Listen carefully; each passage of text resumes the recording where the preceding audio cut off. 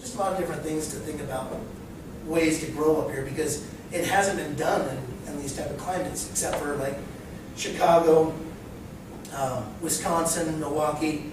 They're taking over old steel factories and old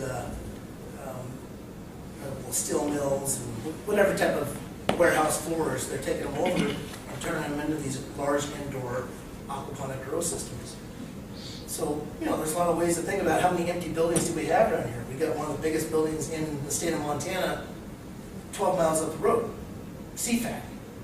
It's 40 acres undercover.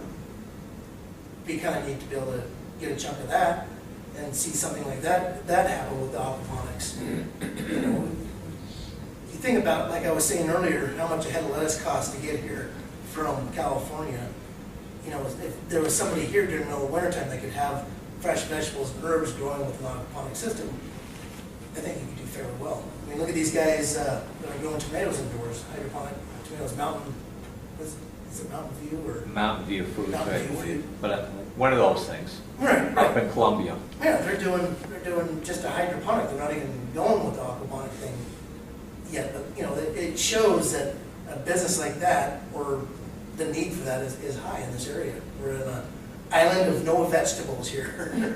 You know, I mean, we get 3 months of fresh vegetables from our local gardens, maybe 5 from some of the like purple frogs that do a little bit of winter gardening and a little bit of overwintering stuff. But besides that, there's nothing here to take care of that. And that was the other reason I wanted to have something that I could grow all winter long. It is a challenge though. I grew 2 winters in that greenhouse, and it had its challenges, but it also had a lot of, you know, we got a lot of fruit out there. Was it cheaper? No. Was it cheaper? Was it better? Yes. You know, and did it mean more? Heck yeah.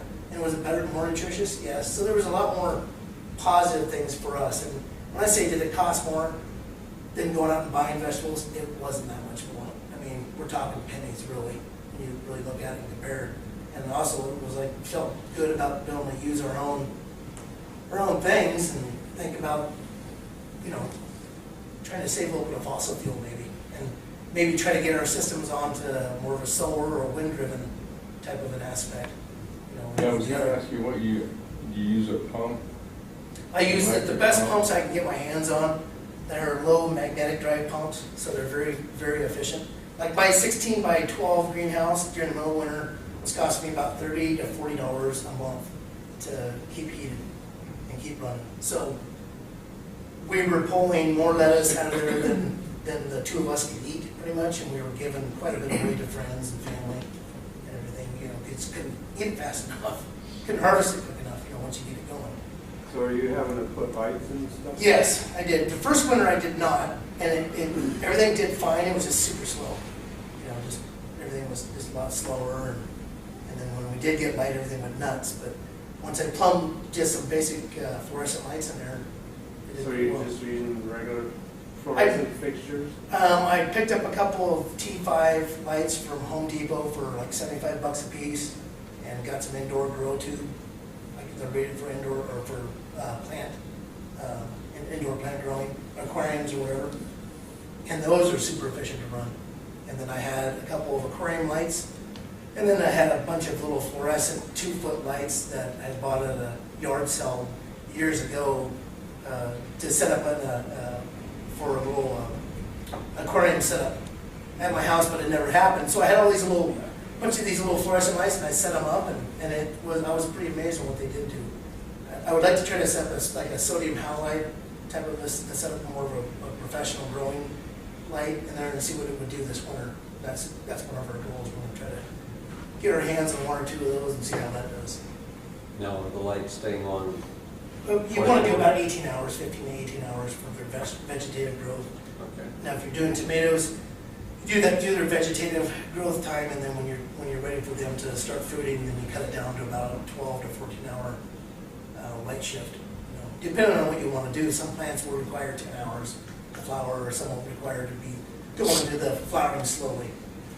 Kind of like what Mother Nature does. That's why, you know, you get all this light during the middle of summer.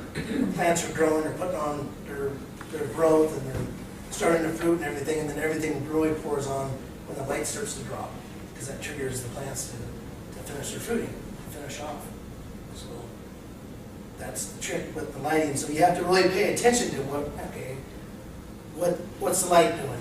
We're losing 7 minutes a day, or we're gaining 7 minutes a day, or how much are we losing? So you gotta kind of constantly adjust your time a little bit, so you don't get more than an hour off. Because if you start getting like that, then you're gonna start messing up the metabolism of the plants, and then you don't get that good of a performance. So that's getting pretty technical, but most people will, during vegetative state, will run their bulbs like 15 to 18 hours at a time. Some will do 24-hour at the very beginning. They'll run it for like 24 hours, and when the plant's well established, then they'll start to cut back slowly. It's just kind of dependent on how you garden. And there's, again, as we all know, a plethora of information out there on that. And when you talk to these guys at Hooper's, some of these garden stores around here, there's one up by Whitefish,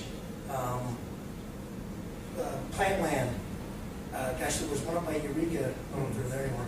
But go talk to those folks. I mean, a lot of your local garden shops have a lot of great knowledge. A lot of them will say, hey, this plant here, it needs shades on its roots, but needs, filtered sunlight for its tops. Like different types of kelp do require that. So there's a lot of different information out there. It's kind of like get your hands on every garden book you can and read about different aspects that affect aquaponics, because it all ties together. And it helped me a lot because I do have a horticulture degree. So a lot of the stuff that was in a lot of this information meant something to me. My girlfriend read the same thing, and she was on reading Chinese. I don't know what this is.